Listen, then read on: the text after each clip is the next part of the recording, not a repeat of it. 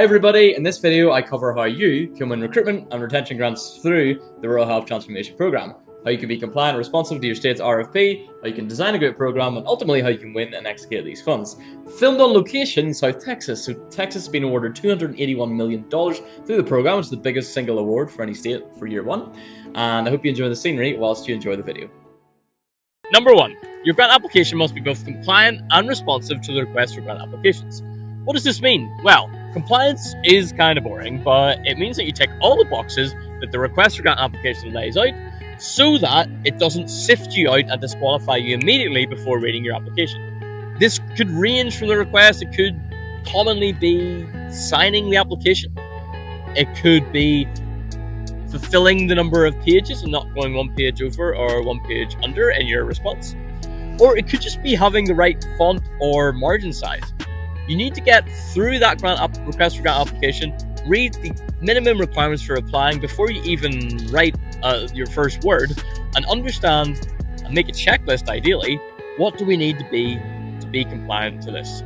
I've found that ChatGPT or other AI really helps with this. I just put in the PDF and I say, what's the minimum compliance standards for this?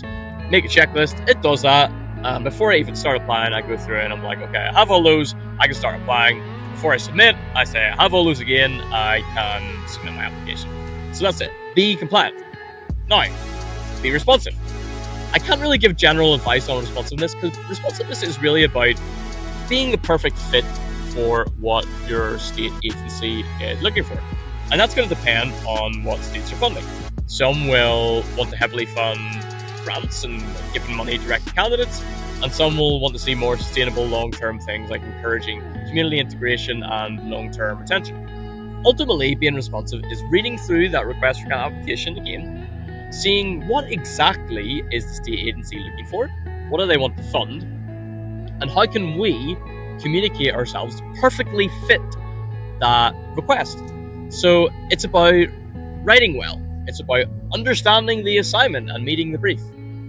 It's about being persuasive in your language and showing that you've prepared and really being in that top 10% of proposers that perfectly show their need, show their program that's going to solve the need, and then show how they're going to administer that to an effective way that's long-term and sustainable.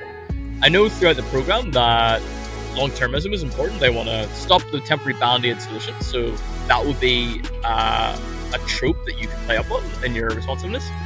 It could also be the need, so they want to fund rural communities that are really feeling the pain.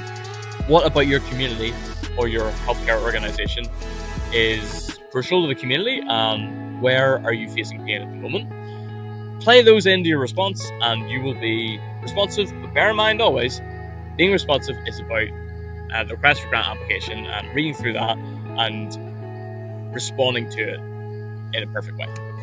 You can also use ChatGPT for this. I do it frequently.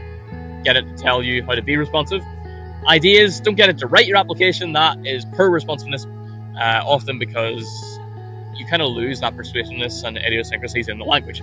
Obviously, it can help, but use it sparingly and use it correctly. Number 2, let's talk about how you're actually going to design your recruitment relocation program. Because that's really what this is trying to fund. It's bringing healthcare staff from urban areas or from more urban states into your rural community and getting to live there for 5 years. Your recruitment and relocation program really has to be a holistic experience for candidates. So you shouldn't just apply and say, we want $1 million to fund $110,000 bonuses.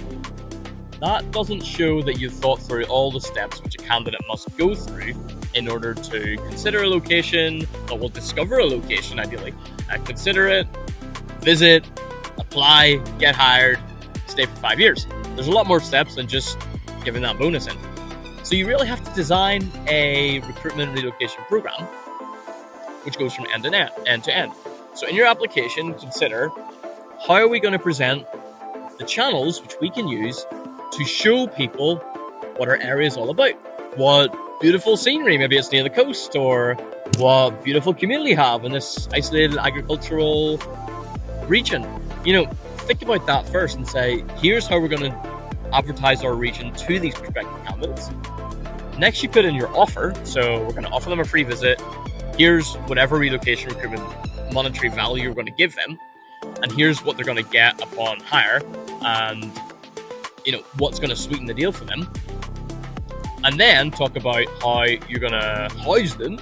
So partnerships can come into play here with real estate agents or local housing providers. You could even build your own housing and provide it. And then how are you going to make them retain? So how are they going to stay for 5 years? How are you going to get family to come in and actually enjoy living there? Where is their spouse going to work? Can you connect them with recruiters or local employers there? Show that you've thought about this from end to end, instead of just going in for temporary one-off bonuses that people will get, and then they can potentially leave after they get the bonus. That's the key to this. So how do you do it? Well, just make a plan under those headings: discoverability, recruitment, relocation bonuses, housing, and then community integration and retention. And show reviewers that you've thought about it from end to end, you've done it before, and you're going to be able to do it again long term. Finally, think about, can you partner regionally with other healthcare providers that could get into this grant proposal? So a big part of CMS's deal here is that they want to encourage greater integration and cooperation between rural healthcare providers. And I know sometimes you view each other as competition because you're competing for the same nurses with the long-term care facility, or you're competing with CNAs with the hospital. But to win these grant funds, it's really important to put aside differences and come in with a coalition of healthcare providers in your area that together can sell this. So I went to the Oregon Rural Health Conference in October, and presenting was a partnership of regional hospitals in Southern Oregon that together had put out a brand. So say I think it was SOAP, Southern Oregon Provider Association, or something like that. And what they'd done was together made a website, created a board of people providing oversight, ran marketing campaigns to providers of physicians up in Portland, for example, and said, here's our area, here's a community, here's all the events we do together with other hospitals and other healthcare providers. Here's what you could do, and you can come and visit, and you can visit, our hospital, their hospital, a few hospitals. Choose which one you prefer, and then hire and stay. And it might seem counterintuitive to say, well, you can come, but you might not actually work for us, you might work for the hospital down the road. What it does is, for this grant, it shows that you're not really putting yourself first. You're putting the community first. You're putting rural health in your state first. By doing that, you get the funds, and of course you're going to benefit from them. This isn't saying sacrifice yourself and don't get any benefit. It's saying through partnerships, you can ultimately attract more funds and ultimately attract more candidates. So reach out to the local hospital association, reach out to contacts in other hospitals in the region. If you're rather isolated critical access hospital, what other critical access hospitals are in your county or in the region of your state? Talk to them, see what they're doing about the grant proposal, and see if together you can make a joint application for the recruitment and retention grants that, again, can play on that holistic program which I spoke about, and make it more holistic by offering those candidates even more options for where they can relocate into. So there you have it. Be compliant and responsive to the grant application, create a holistic program which covers each step of that candidate's journey, and collaborate with other local providers who will be able to jointly come together and make a stronger proposal, united rather than separate.